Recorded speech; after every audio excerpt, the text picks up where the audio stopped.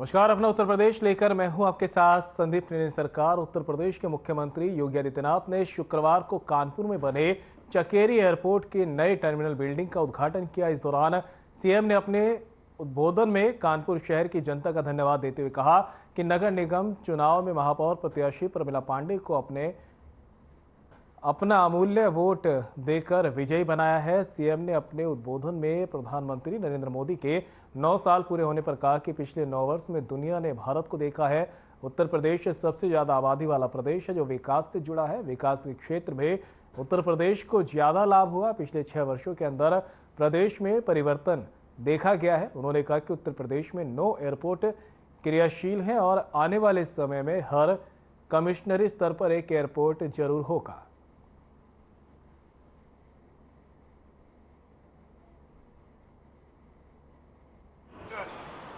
श्रीमती सरोज कोलिल जी, श्री महेश त्रिवेदी जी, श्री सुरेंद्र मैथानी जी, श्री अभिजीत सिंह सांगा जी, श्री सलील बिश्नोई जी, श्री अविनाश सिंह चौहान जी, श्री अरुण पाठक जी, अनिल कुमार पाठक जी और भारी संख्या में कानपुर से उपस्थित मेरे भाइयों बहनों, आज लगता है कि आप सब चुनाव की थकान मिटा रहे हैं। मैं आज के अवसर पर केंद्रीय मंत्री माननीय ज्योतिरादित्य सिंधिया जी का, जनरल वीके सिंह जी का और भारत सरकार के सभी अधिकारियों का मैं इस अवसर पर कानपुर की इस धरती पर हृदय से स्वागत करता हूं, अभिनंदन करता हूं। आदरणीय प्रधानमंत्री जी का आभार व्यक्त करता हूं और आप सभी कानपुर वासियों को हृदय से बधाई देता हूं कि भाइयों बहनों, आप सबको कानपुर एयरपोर्ट के नए सिविल इनक्लेव का आज यहां पर तोहफा प्राप्त हो रहा है। इसलिए आप सबको बधाई और साथ साथ मैं आप सबका आभार भी व्यक्त करता हूं कि आपने फिर से महापौर श्रीमती प्रमिला पांडेय जी को भारी बहुमत से चुनाव जिता करके भेजा है। इसके लिए भी मैं आप सबका हृदय से आभार व्यक्त करता हूं।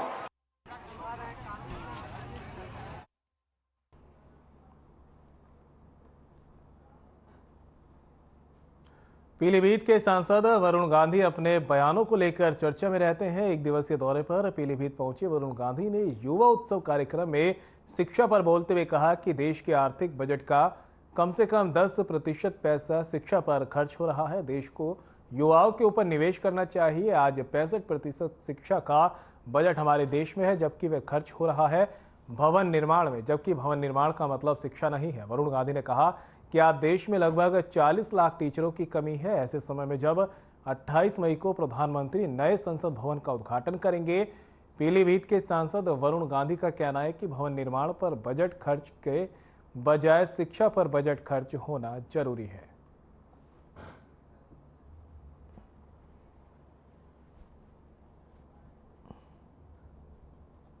जब एक दुनिया के लिए एक महानायक बनने का संकल्प बनाता है तो उसको अपने युवाओं के ऊपर निवेश करना चाहिए।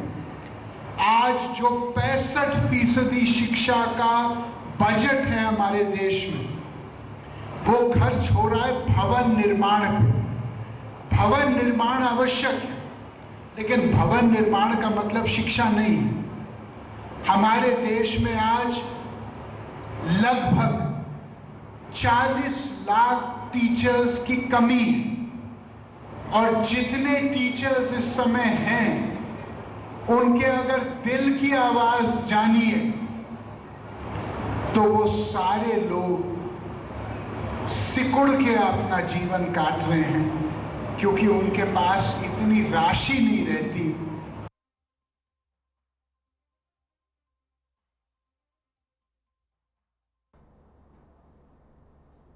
और अब खबर लखनऊ से है, जहां नवनियुक्त महापौर सुषमा खरकवाल शपथ ग्रहण के बाद नगर निगम मुख्यालय पहुंची, जहां उन्होंने अपना पदभार संभाला। पदभार ग्रहण करने के बाद लखनऊ नगर निगम की महापौर सुषमा खरकवाल ने कहा कि पदभार ग्रहण कर लिया है।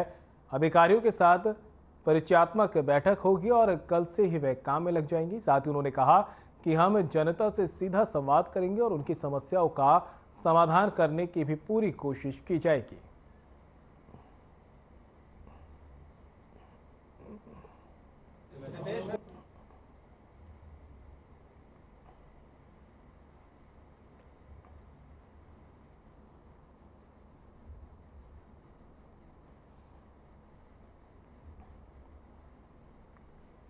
अमरोहा की नगर पंचायत नौगांवा सादात के सभागार में राष्ट्रीय लोकदल के नवनिर्वाचित चेयरमैन सुबीना जैदी का शपथ समारोह आयोजित हुआ। राष्ट्रीय लोकदल के जिलाध्यक्ष मनवीर सिंह चिकारा मुख्य अतिथि के तौर पर पहुंचे। नवनिर्वाचित चेयरमैन सुबीना जैदी और 16 वार्ड के नवनिर्वाचित मेंबरों ने अपने कार्य में प्रति शपथ ग्रहण की। वहीं नवनिर्वाचित चेयरमैन सुबीना जैदी ने मीडिया से बात करते हुए शपथ समारोह में आए सभी अतिथियों का शुक्रिया अदा किया और बताया कि आज हमने शपथ ली है, अब हम बिना किसी भेदभाव के विकास कार्यों को कराएंगे और जैसा हमने जनता से वादा किया कि हाउस टैक्स और वाटर टैक्स 5 सालों तक हम अपने पास से जमा करेंगे।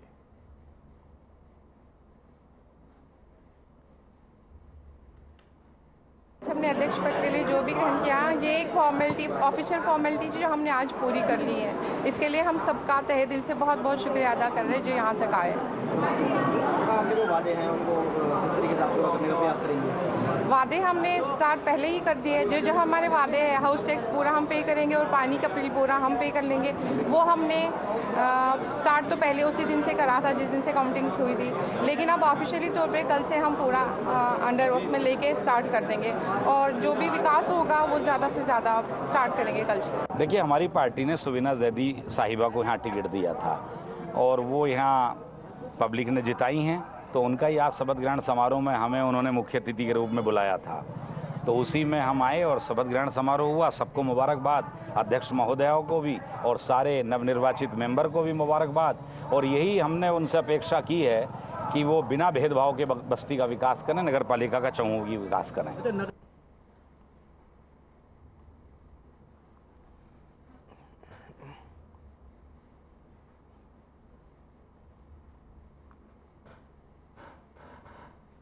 और यूपी के पीलीभीत में अनोखे अंदाज में रिक्शे पर बैठकर ढोल नगाड़ों के बीच नवनिर्वाचित चेयरमैन शपथ लेने नगर पंचायत कार्यालय पहुंचे, जहां एसडीएम आशुतोष गुप्ता ने उन्हें शपथ दिलाई, तो वहीं चेयरमैन ने सभासदों को शपथ दिलाई। इस मौके पर बीजेपी विधायक और एसडीएम न्यायिक ऋषिकांत राजवंशी सहित भारी संख्या में लोग मौजूद रहे।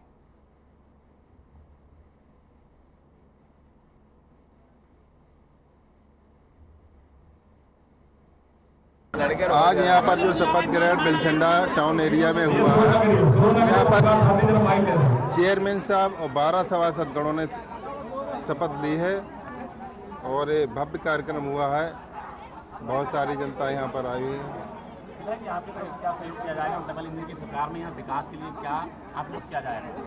वहाँ प्रदेश में जैसे डबल इंजन की सरकार है, यहाँ भी डबल इंजन की सरकार है। मैं और चेयरमैन मिलकर इस टाउन एरिया बिलसंडा का इतना विकास करेंगे कि लोग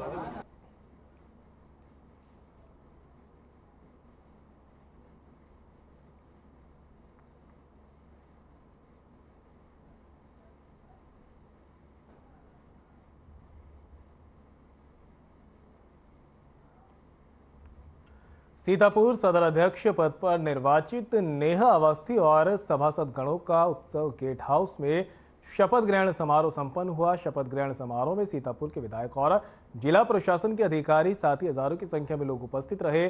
सीतापुर के सदर एसडीएम गौरव रंजन ने सभी सदस्यों को शपथ ग्रहण कराई। इस दौरान भारी संख्या में पुलिस बल मौजूद रहा।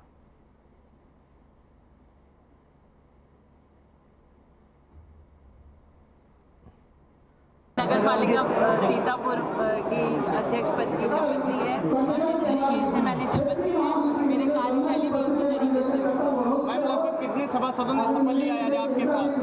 हमारे पूरे 300 के 300 सभासदों ने शपथ ली। जनता के लिए क्या अपील करेंगी? पहला कार्य जो होगा सबसे बड़ा अहम सीतापुर जनपद का नगर पालिका कार्य शुरू होगा और हम लोग डोर टू डोर कूड़ा कलेक्शन में भी तुरंत ही काम करेंगे।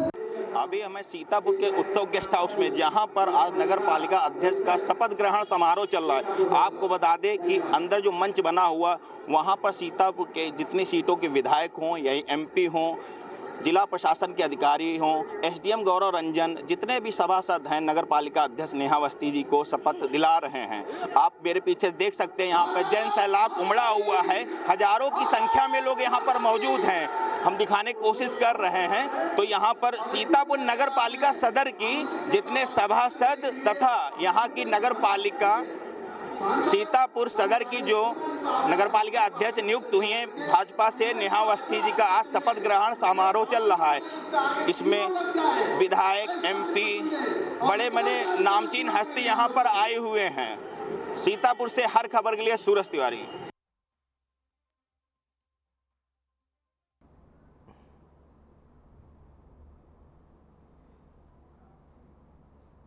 मेरठ के चौधरी चरण सिंह विश्वविद्यालय स्थित नेताजी सुभाष चंद्र बोस प्रेक्षागृह में नवनिर्वाचित महापौर और पार्षदों के शपथ ग्रहण समारोह में जमकर हंगामा हुआ।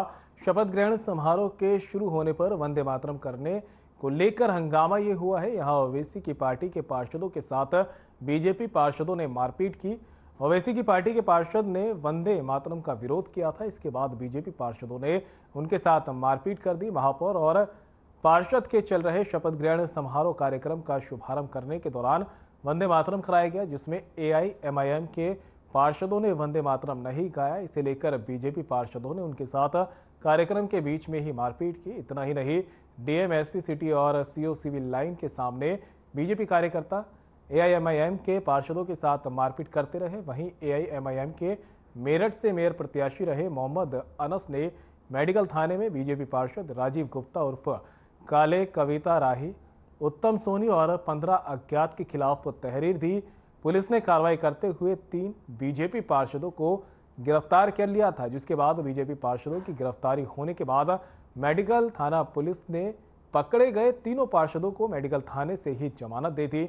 उधर बीजेपी की ओर से भी मेडिकल थाने पहुंचकर AIMIM पार्षदों के खिलाफ पुलिस को तहरीर दी गई।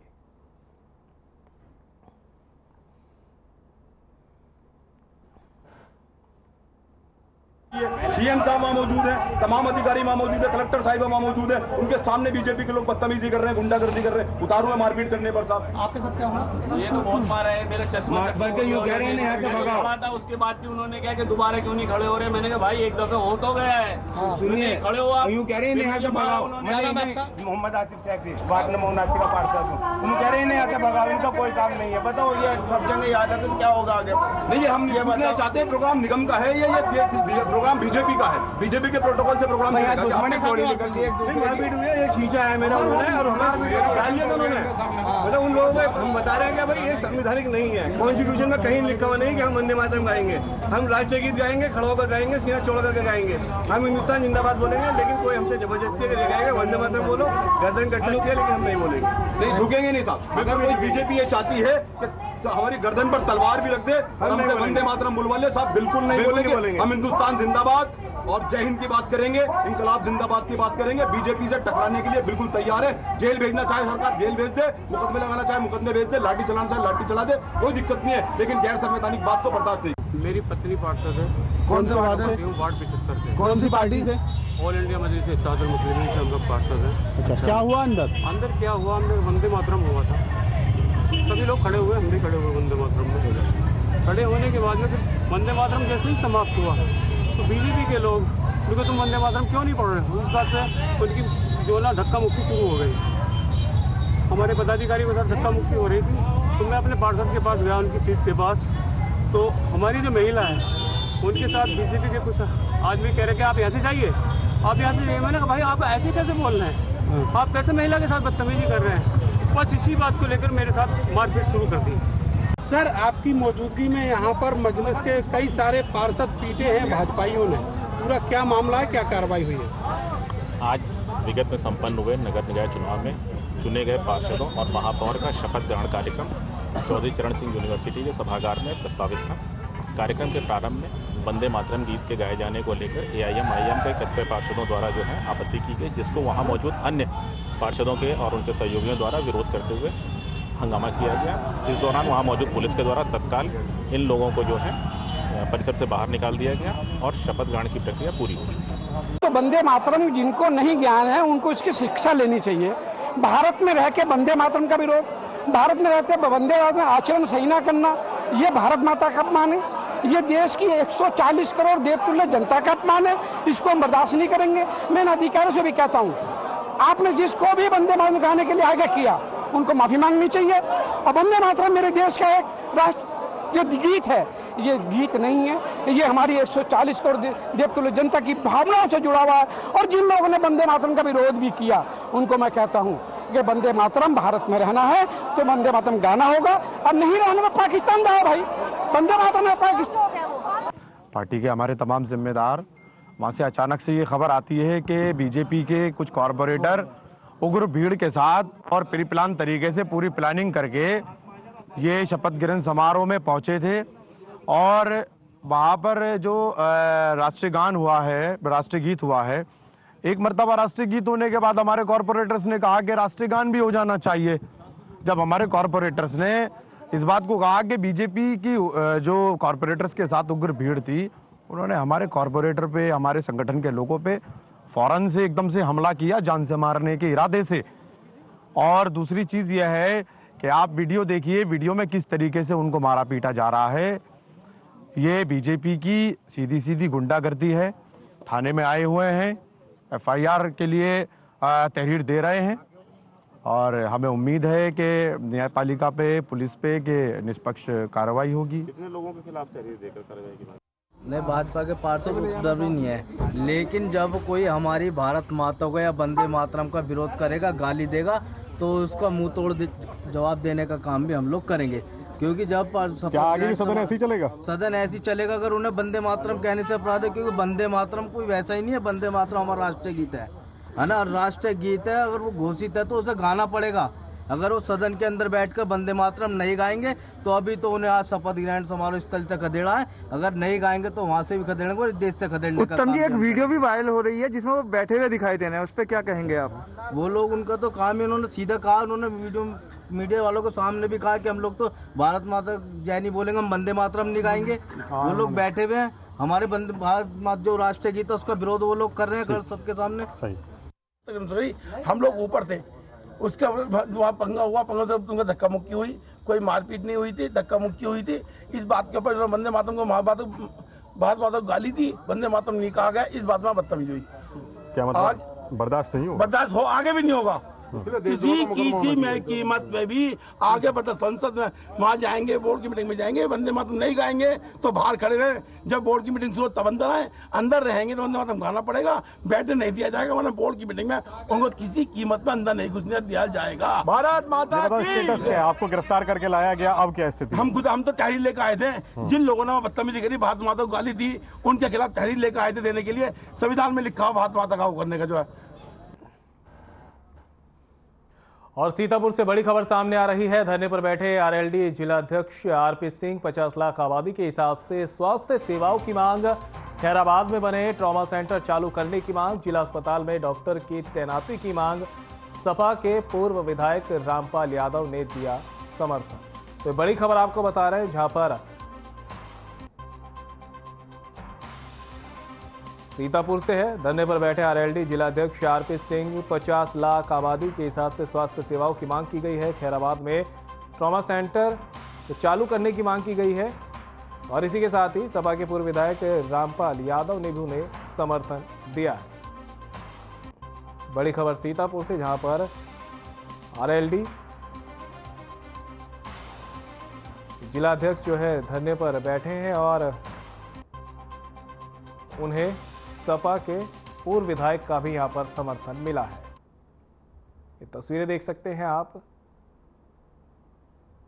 आरएलडी जिला अध्यक्ष आरपी सिंह सीतापुर में धरने पर बैठे हैं। स्वास्थ्य सेवाओं की यहां पर मांग की जा रही है और साथ ही जिला अस्पताल में डॉक्टर की तैनाती की भी मांग की गई और अब उन्हें दूसरों का भी समर्थन यहां पर मिलने लगा है।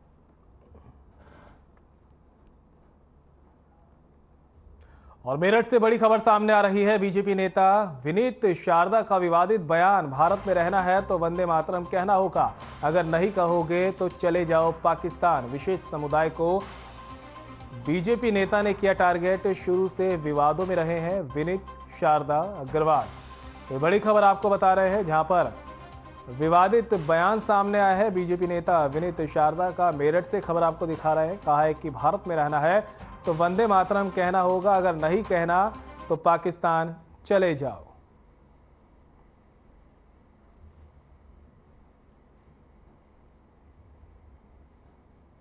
वंदे मातरम जिनको नहीं ज्ञान है उनको इसकी शिक्षा लेनी चाहिए। भारत में रह के वंदे मातरम का विरोध, भारत में रहते वंदे मातरम आचरण सही ना करना, ये भारत माता का अपमान है।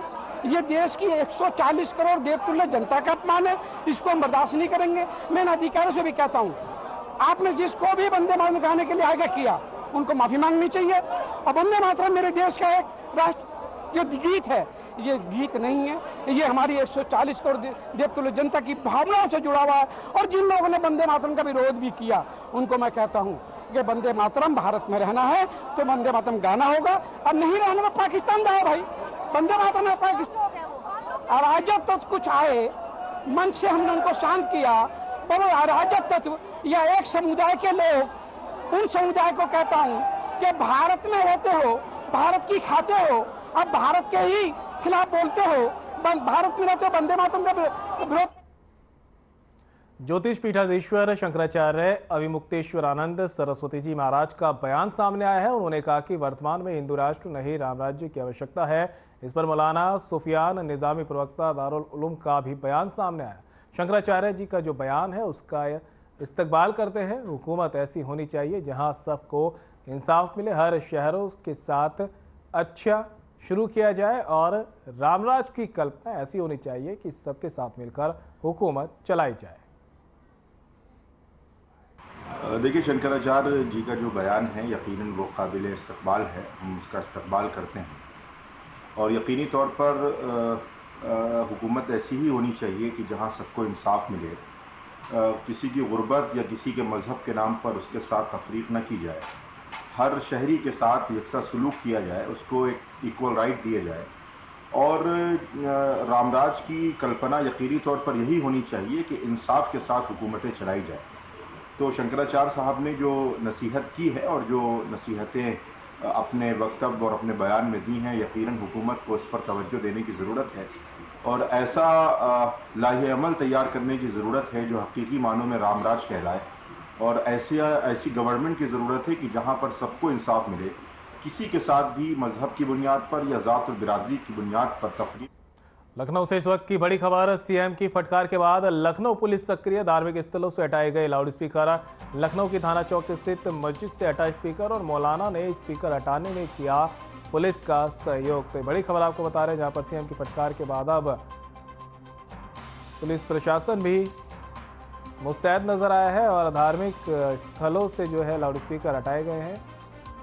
लखनऊ से बड़ी खबर आपको बता रहे हैं, सीएम की फटकार के बाद लखनऊ पुलिस सक्रिय हुई है, धार्मिक स्थलों से लाउड स्पीकर हटाए गए हैं। लखनऊ की थाना चौक स्थित मस्जिद से स्पीकर हटाए गए, मौलाना ने स्पीकर हटाने में सहयोग भी दिया है।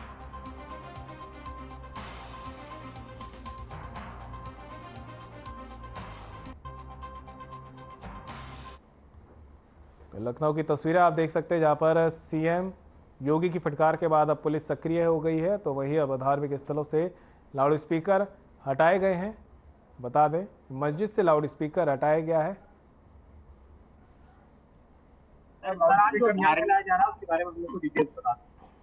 देखिए, शासन के निर्देश पर ऐसे सारे भी माइक जो कि धर्म स्थानों पर लगे हैं और उससे जनता की हित प्रभावित हो रहे हैं, ये सारे उतरवानी निर्देश दिए गए हैं। ऐसे में आज हम जो है चौक थाने के मिर्जा मंडी स्थित एक मस्जिद के पास हैं, जहां पर कि माइक बाहर की तरफ लगा हुआ है और इससे जो है जन सुविधाएं जो है प्रभावित हो रही है, जनता को असुविधा हो रही है।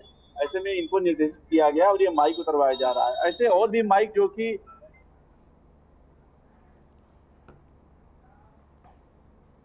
कन्नौज जिले में जेरी कला मोहल्ले में एक आतिशबाज का मकान संदिग्ध हालत में हुए विस्फोट में उड़ गया। मकान की छत और टीन शेड 300 मीटर दूर जाकर गिरी। अस्पताल के आधा दर्जन मकान भी क्षतिग्रस्त यहाँ पर आसपास के हुए हैं। पड़ोसी के मकान को भी काफी नुकसान पहुंचा। इलाके के लोग इसे बम धमाका बता रहे हैं। वहीं मामले की जानकारी मिलते ही मौके पर फॉरेंसिक टीम ने पूरे मामले में गहन पड़ताल शुरू कर दी है।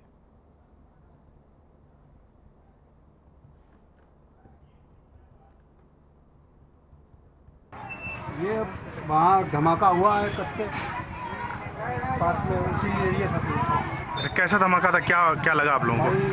एकदम मतलब कस के धमाका हुआ, सब मकान हिल गए। हमारा मकान इतनी दूर है काफी, तो इसका झटका लगा, तार टूट गए, ये सब झटका खाई गया। कितना दूर है वहाँ से, जहाँ से वो? वहाँ से यहाँ से करीब 15-20 मकान दूर है हमारा मकान। अच्छा, इसके बावजूद मकान कैसे आसपास के मकानों में चटकने जैसी कोई खबर है? हाँ, चटके कई मकान चटके हैं। अच्छा, धमाका कैसे हुआ, कुछ पता चला आप लोगों को? धमाका कैसे हुआ? भाई हम उतर गए नहीं, हम तो इधर देख रहे थे धमाका हुआ, कैसा हुआ, क्या हुआ। कुछ बता रहे वहाँ आतिशबाजी का भी काम होता था, कुछ है ऐसा ही कुछ है? हो सकता है भाई, कोई बता रहा वो सिलेंडर फटे, कुछ बता रहा। आज थाना कन्नौज क्षेत्र में एक घर में विस्फोट होने की सूचना प्राप्त हुई थी। सूचना के बाद पुलिस बल तथा फील्ड यूनिट मौके पर मौजूद है। प्रारंभिक तौर पे जो जानकारी सामने आई है उसमें कोई भी व्यक्ति हताहत नहीं है। परिवार वाले सभी सुरक्षित हैं। परिवार के मुताबिक विस्फोट का कारण घरेलू सिलेंडर में विस्फोट बताया जा रहा है। हालांकि यहाँ पर पटाखे बनाए जाने की भी सूचना है और इस बात की गहराई से जांच की जा रही है कि विस्फोट का असली कारण क्या है। पूरे प्रकरण में गंभीरतापूर्वक जांच करके अग्रिम विधिक कार्रवाई सुनिश्चित की जा रही है।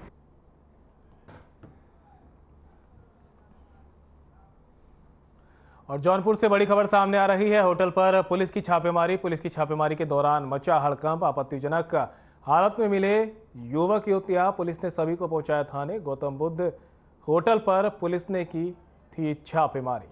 तो बड़ी खबर आपको बता रहे हैं, जहां पर पुलिस ने एक होटल में छापेमारी की है। गौतम बुद्ध होटल बताया जा रहा है जिसमें पुलिस ने छापेमारी की और यहां से संदिग्ध हालत में युवक और युवतियां पकड़े गए हैं।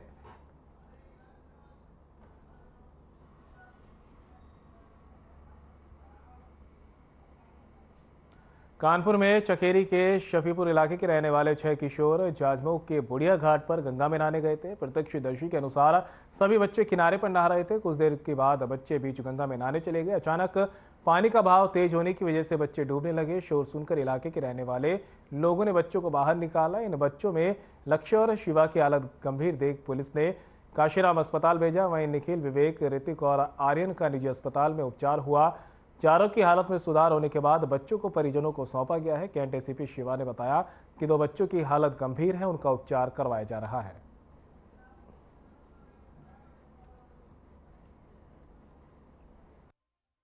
ये आए थे, टहलने आए थे, गंगा किनारे नहाने लगे। नहाने के बाद इसके बाद यहाँ पे हम यहाँ मौजूद नहीं थे। फिर उसके बाद रईस भाई थे, रईस भाई ने देखा, नाव दौड़ा दिया, चिल्लाया। दूर है हम लोग का घर वहाँ से। क्या नाम आपका, क्या नाम है?